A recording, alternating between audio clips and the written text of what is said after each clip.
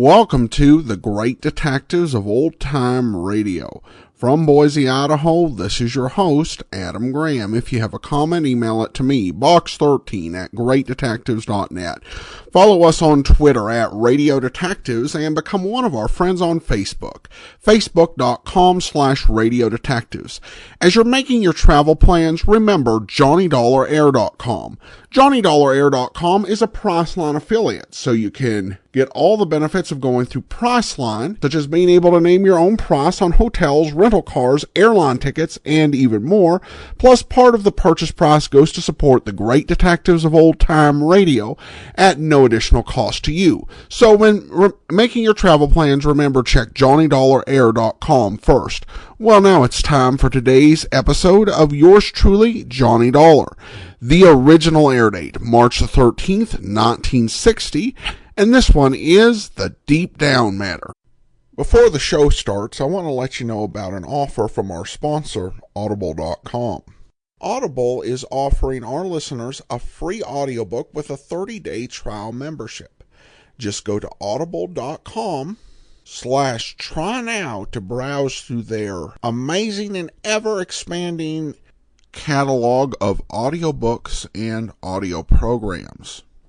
This month, I'm recommending The Labors of Hercules by the great Agatha Christie. The plot is that Poirot, having been challenged by a physician, sets out to best his namesake and carry out his own 12 labors of Hercules before he retires. This is one of my all-time favorite detective short story collections. Christie sets out to give Poirot a mystery to solve that evokes the mythical adventures of Hercules in a clever and interesting way. These stories are highly creative and often have a strong comedic angle. In my opinion, the TV adaptation, which lumped them all together like it was some novel, kind of missed out. The best way to experience this is this audiobook read by Hugh Fraser, the great British actor who played Hastings in the Poirot TV series.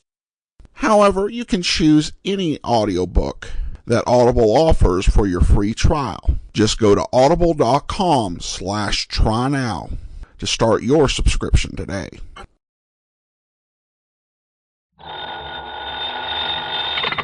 Johnny Dollar. How are you, Ralph? Well, at the moment, not too happy. One of our clients, a pretty important one, is a man named Bertram Haskell. He owns a small copper mine up near Houghton, Michigan. Where's that? Up in the Keweenaw Peninsula, where it sticks out in the middle of Lake Superior. So what's happened to Bertram Haskell? Nothing. It's one of his colleagues, a man by the name of Oliver, Ben Oliver. Well, what's happened to him? Ben Oliver's been murdered. I see. Haskell demands that you be sent up there to find out who did it. Why? What's the matter with the police? I don't know. All I know is that he wants you up there, now, right away. Well, as long as you're going to pay the freight. Of course. Because we don't dare take a chance of losing Haskell's considerable insurance business. In other words, Johnny, it's because of Haskell rather than the small policy on Ben Oliver. Oh, he was insured too? 15,000 straight life. Who's the beneficiary? His wife, but that's beside the point. Is it? The point is to satisfy Bertram Haskell, and thereby keep his account. Okay, Ralph, I'll see what I can do for you. Johnny. Yeah? That's pretty rough country up there. So? The same thing may apply to some of the people you'll run into. Especially the killer, huh? Yeah, so be careful, Johnny. Sure.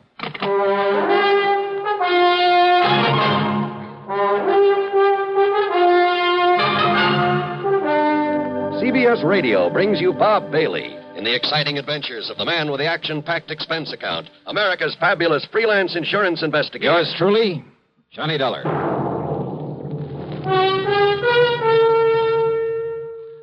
Munch, munch, munch, munch Fritos, corn chips.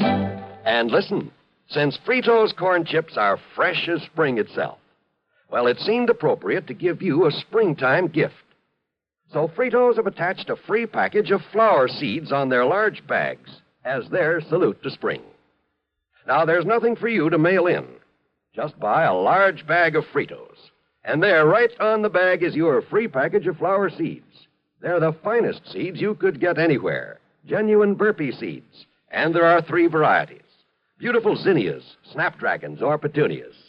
Get yours while they last. Free flower seeds on the large bags of Fritos corn chips. Munch, munch, munch a bunch of Fritos, corn chips. It's not polite to smack your lips, but you can't help it with Fritos corn chips. Munch, munch, munch a bunch of Fritos, corn chips. And now, Act One of yours truly, Johnny Dollar.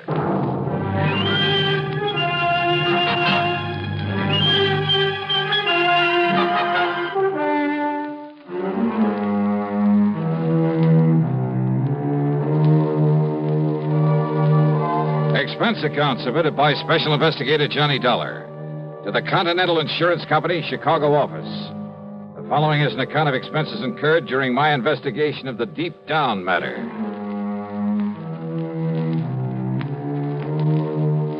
Expense account item 16185 for a plane to Chicago, then a flight to Houghton, Michigan, far up on the Keweenaw Peninsula. It was mid-afternoon when I climbed off the plane and spent item 2, $50 deposit on a rental car. I got a highway map and directions to the Haskell mine, then headed north on Route 41. Along the way, I passed all sorts and sizes of workings, including the famous Quincy mine. It's supposed to have the largest hoist in the world. At the little town of Phoenix, I turned south and east on the side road that obviously was used for a lot of heavy trucking, and I finally arrived at the camp. I guess you'd call it that, surrounding the Haskell mine. There were 7 or 8 weather-beaten frame houses, a large barracks-like building, one fairly nice-looking brick home, a service building, tool shed, and garages. Bang in the middle of everything was a big hole in the ground. Above it, a hoist, looking somewhat like a heavy wooden oil derrick with a big wheel on top of it. A group of men stood around wearing shock helmets. As for finding the office, well, all I really had to do was follow the sound of what happened to be Mr. Haskell's booming voice. Bastard idiot. Having any respect for the dead? You try moving Mrs. Oliver out of that house of hers, and I'll break your neck. But don't you understand about Don't you realize that Ben Oliver had more to do with the success of this mine than anybody else, than even I had? Well, sure, I know. Oh, get on over there and apologize to her. You need some new quarters for some of those new men. Get hold of some carpenters and build them. Now go on, get over there and apologize to her.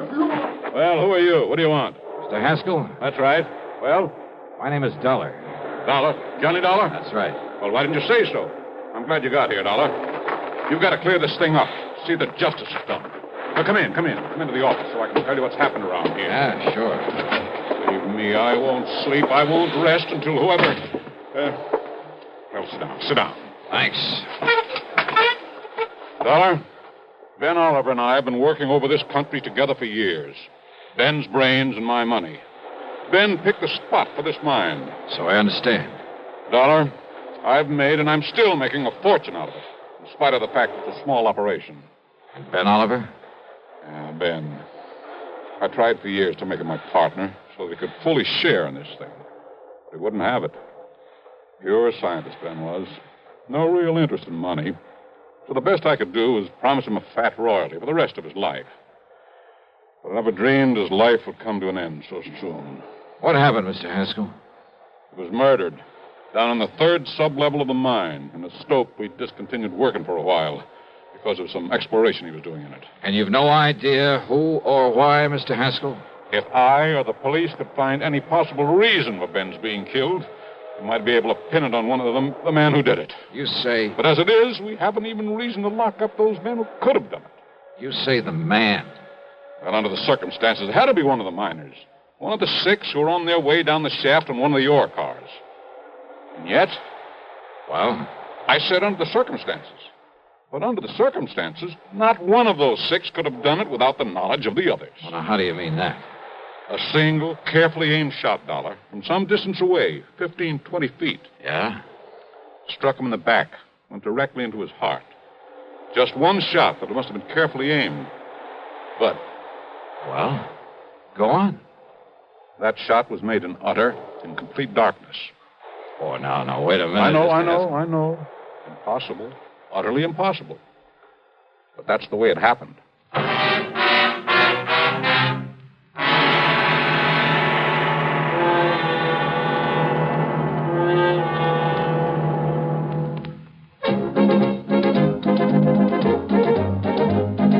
Winston tastes good like a cigarette should. Winston tastes good like a cigarette should. Winston gives you real flavorful, rich tobacco flavor. Winston's easy drawing too. The flavor comes right through to you.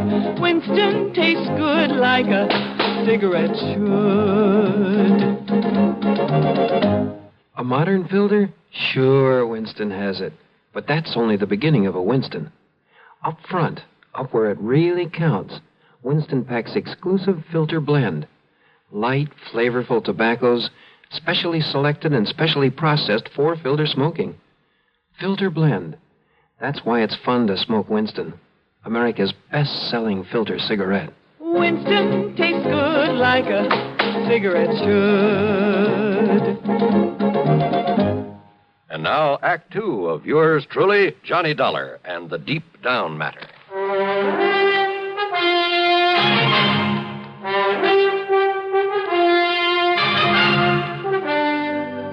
Look here, Dollar, on the wall, a diagram of the mine. You better explain that in one-syllable words, Mr. Haskell. I'm afraid I don't know very much about a copper mine. Well, here's the main shaft where it goes down into the ground at a slight angle. It goes down along one side for the most part, one side of the main ore body. That's under that big hoist I saw outside. That's right, yes. The hoist, by means of a continuously running cable, works the ore cars up and down. Like buckets on a conveyor belt. Only they're detachable from the cable in order to fill them at the various levels, then bring them up and dump them at the surface. Now, just exactly where was Ben Oliver killed? 321 feet below the surface, on the third sub-level, in what you might call a big room or cave down there. And remember, Dollar, Ben was shot in the dark. No lights down there? Ordinarily, yes. Plenty of them, all over.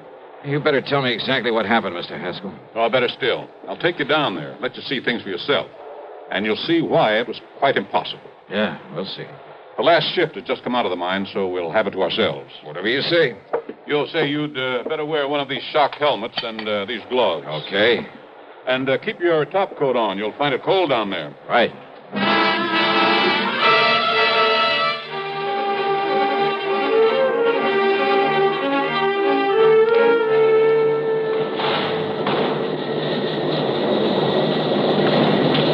Riding that ore car down into the bowels of the earth was something I won't very soon forget. It jerked and shook and shuddered its way down the narrow tracks. The noise was deafening, and there was something eerie, something frightening about it as we plunged on downward. Picture yourself aboard a slow-moving, noisy roller coaster going almost straight down into utter blackness, and you'll have some idea of what I mean. Blackness, that is, except for the various levels we passed. All of them were strung with glaring electric lights, and I could see great caves. I believe you call them stopes, where the miners had cut away the ore. Here we are, Dollar, the third sub-level. There it is, Dollar. The stope where Ben was killed. This big cavern in front of us? Yeah. He was apparently chipping away some samples of rock there at the side with his back to this shaft. Well, now, wait. You said it was dark in here when it happened. But there's enough light in here now. Ben was checking some of this ore for uranium. Uranium? In this country? We've kept it a secret. That is the possibility of it. I see. Well, go on. Well, he sent a message up to me asking me to get his scintillator, a Geiger counter, and so on. I picked them up at his home and brought them down here with the men, the 6 men I mentioned. And? As we reached this level, as I was about to disengage the car from the cable, the lights here suddenly went out. I stopped the car in its noisy fashion, and then, after a minute or so, one of the men struck a match. Dollar, do you see this light switch? We found somebody pulled it. One of the men aboard the ore car. It had to be. Anyhow, I turned it on. We had light again. And there at the side, 15 or 20 feet away from us, lay the body of Ben Oliver. Did you hear the shot? Above the noise of stopping the car? What's more, Well, did anyone see the muzzle flash? No. You see, the weapon was a powerful air gun, a pistol of foreign make. We later found it at the bottom of the shaft. Fingerprints? No. The men were all wearing heavy leather gloves. Well, did any of them actually see Oliver here before the lights were cut off? I saw him. And it all happened in the few seconds between the time the lights went out, you stopped the ore car and put them on again. In total darkness, one of those men was able to fire accurately, the shot that killed him. No sign of a flashlight, anything like that? No. Then I see what you mean about it being impossible. Nevertheless, it was done. And by one of the men aboard the car. And that's why I sent for you, Dollar, in the hope that you, well, somehow can bring the killer to justice. Well? Well, from here, Mr. Haskell, it looks like you've handed me a pretty large order. Act 3 of yours truly, Johnny Dollar, in just a moment. Welcome, recording star Mel Torme. It's terrible trying to sing with a bad cold. So I always take 4-way cold tablets to relieve cold miseries fast. Good idea. Tests of all the leading cold tablets proved 4-way fastest acting. 4-way starts in minutes to relieve muscular pains, headache, reduce fever, calm upset stomach, also overcomes irregularity. When you catch cold, try my way. Take 4-way cold tablets. The fast way to relieve cold distress and feel better quickly. 4-way, only 29 cents. Now, a word about another fine product of Grove Laboratories. To get rid of embarrassing dandruff in 3 minutes, change to Fitch Dandruff Remover Shampoo. 3 minutes with Fitch regularly is guaranteed to keep unsightly dandruff away forever. Apply Fitch before wetting hair. Rub in 1 minute. Add water, lather 1 minute. Then rinse 1 minute. Every trace of dandruff goes down the drain. 3 minutes with Fitch and embarrassing dandruff's gone. At the same time, Fitch can brighten hair up to 35%. Get Fitch Dandruff Remover Shampoo today. And now, Act 3 of yours truly, Johnny Dollar. I told Haskell I'd take on the case only if he'd let no one know why I was there at his copper mine. I parked my bags in the guest room of his house. Apparently he lived alone there. During dinner, he told me more about Ben, about their close relationship, about Oliver's hope of finding enough good uranium ore to make the mining of it practical. However, in spite of his optimism, Dollar, I'm afraid it was all just wishful thinking on Ben's part. Well, certainly worth some further exploration, though, isn't it, Mr. Haskell? I doubt it. But we'll see. The important thing now is to find his killer. Do you feel the police were thorough enough in their investigation, in their questioning of the men aboard that ore car? Those men all swore they loved Ben. There's nobody can prove otherwise. Even I can't prove otherwise, even to myself. You say the air gun was a foreign make? Yes, that any one of them could have got hold of. There's a big foreign population in this area. So I understand. But unless the police can find out where it came from, to which of those 6 men it was sold, it's impossible, I'm afraid. And how to explain that shot in the dark that so unerringly found its mark? Yeah, I've been doing a lot of thinking about that. And maybe I've come up with a couple of ideas. Oh? Well, good. I hope so. Where are the 6 men? I told you. Beyond a general suspicion, simply because they were there, the police have had no reason to hold them. You'll find them in the bunkhouse, all of them. Then maybe I'd better have a talk with them. Oh, by all means, do. And if you're able to break one of them down... Let's, wait and see.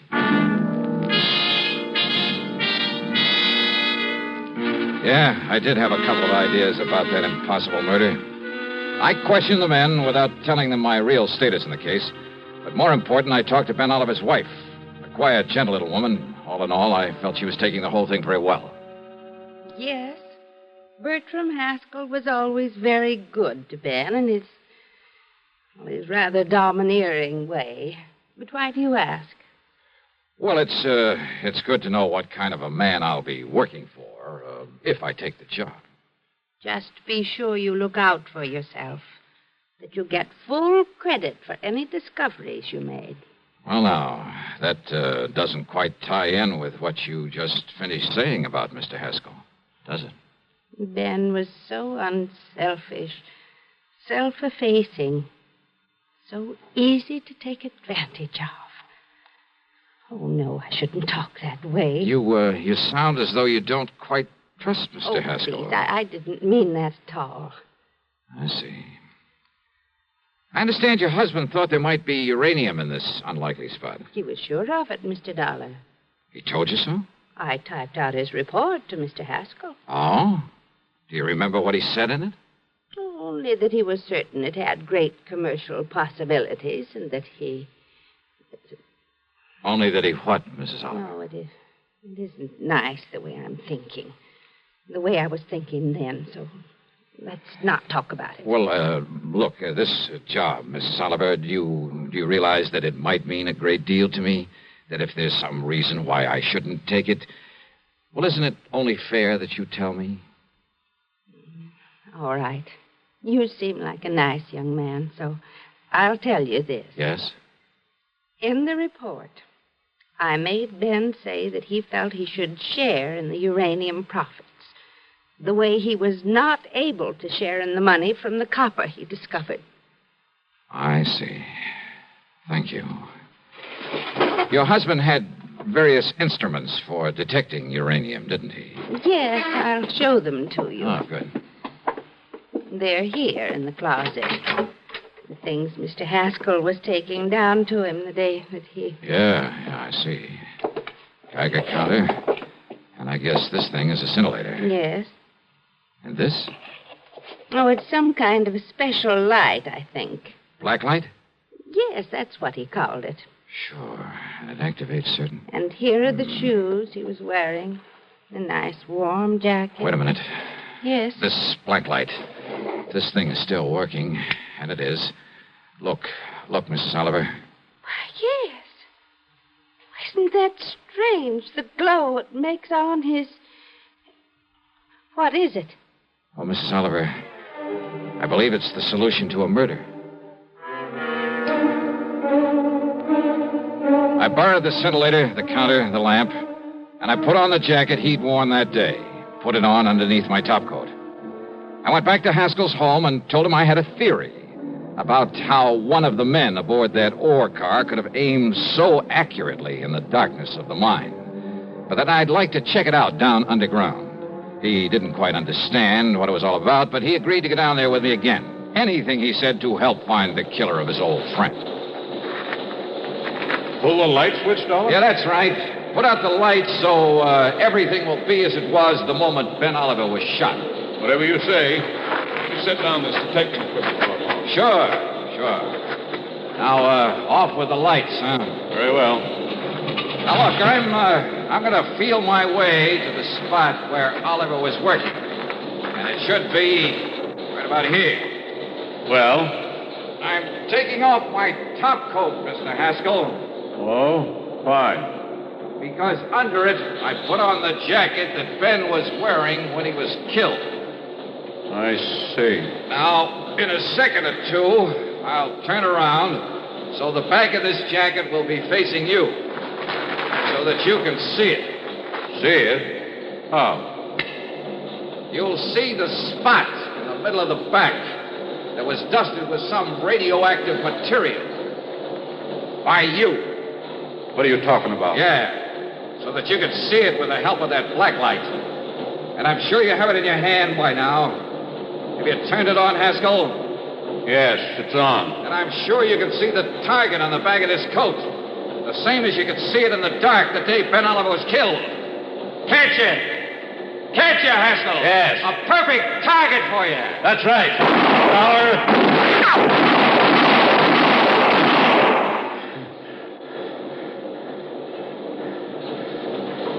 All through. What? No. Surely you don't think I stayed in that coat over there? Dollar, listen. Maybe there was uranium down here, huh? You knew there was. And you knew the only way you could keep all of the profits from it was by getting rid of Ben Oliver. All right, but listen, Dollar. Oh, listen. drop dead. And maybe you will, Haskell, if you try anything funny on the way back up to the surface. No. You see, this gun of mine is still loaded.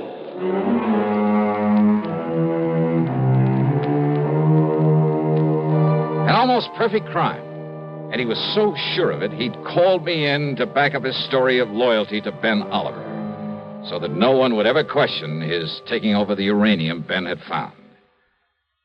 Expense account total, including transportation back home, $131.50. Yours truly, Johnny Dollar.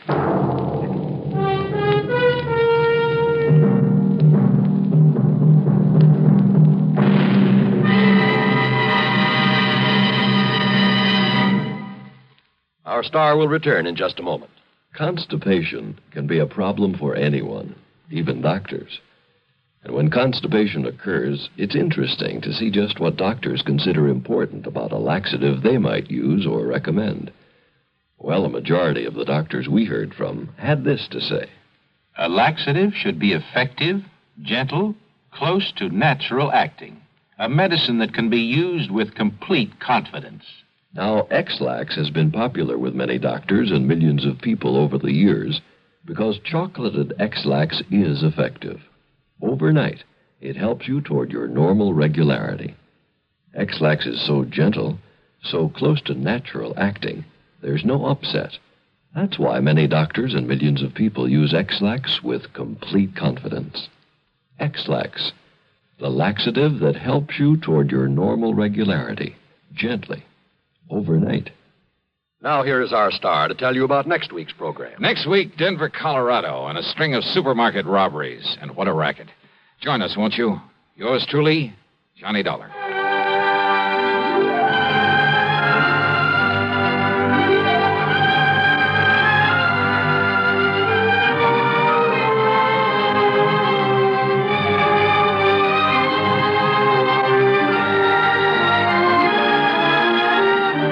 Yours truly, Johnny Dollar, starring Bob Bailey, originates in Hollywood and is written, produced, and directed by Jack Johnstone.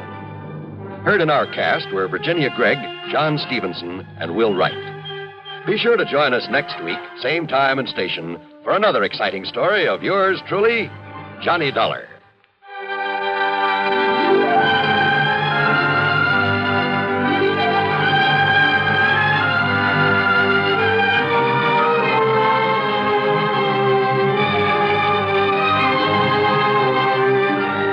This is John Wall speaking.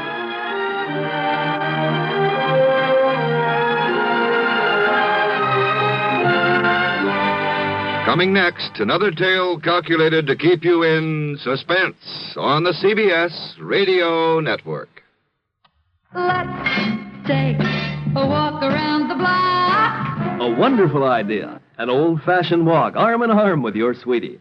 But first, you buy the right car to pick up your best gal. You drive her in style to the right spot for your stroll. Art Neat of Armory Garage says, drive right to Armory Garage. Armory, the home of tested used cars and 101-time payment plans, has the lowest prices ever right now. They're Armory's special low winter prices, and Art Neat tells you why. Frankly, we'd like to sell you a tested used car right now, before the big spring rush. Pick from the largest stock in Armory's history. Drive it now. Enjoy it now, with no down payment to pay. You don't start paying till May and take up to 36 months. Well, no wonder everybody says if you can't deal with Armory, you just can't deal. Don't make a date for your old-fashioned walk till you make a date with Armory Garage for a tested used car. Central and Colvin Avenue, Albany. WROW, Albany, New York.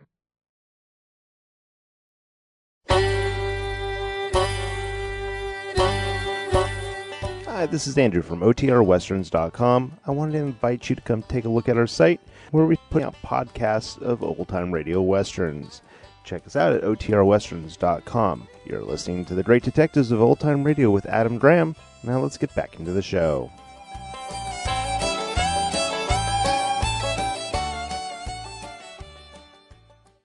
Welcome back. Well, this is one of those perfect murder schemes gone awry.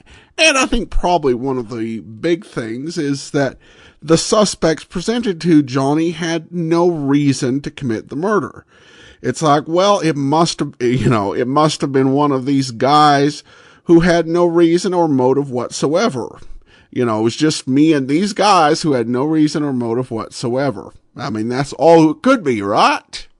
Oh, well, of course, Johnny does find the solution, which showed some ingenuity, even though the whole thing could easily have gone horribly wrong pretty early for him. All right, well, that'll actually be it for this week. Join us back here tomorrow for Dragnet, and then next Friday, another episode of yours truly, Johnny Dollar. In the meanwhile, send your comments to box13 at greatdetectives.net. Follow us on Twitter at Radio Detectives, and become